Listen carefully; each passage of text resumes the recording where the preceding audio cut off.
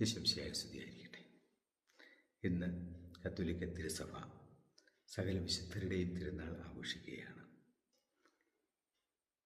നമ്മൾ ഏറ്റുചൊല്ലുന്ന വിശ്വാസ പ്രമാണത്തിൽ നമ്മൾ ചെല്ലുന്ന ഏറ്റുപറയുന്ന മനോഹരമായ വിശ്വാസമുണ്ട്. പുണ്യവാന്മാരുടെ ഐക്യത്തിലും ഞങ്ങൾ വിശ്വസിക്കുന്നു. ഈ ഭൂമിയിൽ ജീവിക്കുന്ന നമ്മളും മരിച്ച് സ്വർഗത്തിൽ ദൈവത്തിരുസന്നിധിയിൽ എത്തിച്ചേർന്ന വിശുദ്ധരും തങ്ങളുടെ പാവങ്ങൾക്ക് പരിഹാരം ചെയ്യുന്ന ശുദ്ധീരാത്മാക്കളും ഒക്കെ യേശുക്രിസ്തുവിലുള്ള വിശ്വാസത്തിൽ ഐക്യപ്പെട്ടിരിക്കുന്നു, ഒന്നായിരിക്കുന്നു. ഇതാണ് പുണ്യവാന്മാരുടെ ഐക്യം എന്നതുകൊണ്ട് നമ്മൾ ഉദ്ദേശിക്കുക. പുണ്യവാന്മാരുടെ ഐക്യത്തിൽ നമ്മൾ വിശ്വസിക്കുമ്പോൾ നമുക്ക് ലഭിക്കുന്ന നന്മ എന്താണ്? നമുക്ക് ലഭിക്കുന്ന ശ്രേഷ്ഠത എന്താണ്?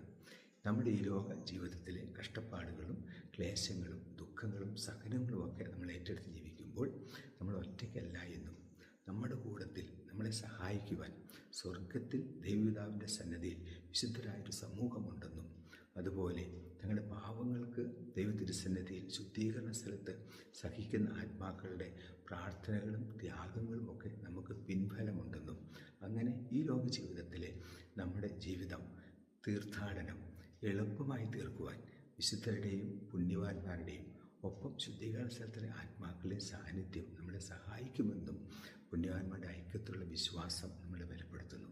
അതുകൊണ്ട് നമ്മൾ ഈ ലോകത്തെ ജീവിക്കുമ്പോൾ നമ്മൾ മാത്രമല്ല എന്നും നമ്മളോടൊപ്പം നമ്മളെ പ്രാർത്ഥിച്ച് സഹായിക്കാൻ സ്വർഗത്തിലെ വിശുദ്ധരുള്ളതുപോലെ തന്നെ നമ്മുടെ പ്രാർത്ഥനയിലൂടെ നമ്മൾ സഹായിക്കേണ്ട ശുദ്ധീകരണ ആത്മാക്കളും നമ്മൾ അവരുടെ സാന്നിധ്യവും നമ്മുടെ പ്രാർത്ഥനയിലൂടെ അവർക്ക് ദൈവതിരുസന്നിധിയിൽ എത്തിച്ചേരുവാൻ സാധിക്കുമെന്നും അങ്ങനെ ഭൂമിയിലും ശുദ്ധീകരണ സ്ഥലത്തിലും സ്വർഗത്തിലുമുള്ള ആത്മാക്കൾ പ്രാർത്ഥനയിൽ യേശുക്രിസ്തു വിശ്വാസത്തിൽ ഐക്യപ്പെട്ടിരിക്കുന്നുവെന്നുള്ളതാണ് പുണ്യവാന്മാരുടെ ഐക്യം എന്നതുകൊണ്ട് നമ്മൾ മനസ്സിലാക്കേണ്ടത്.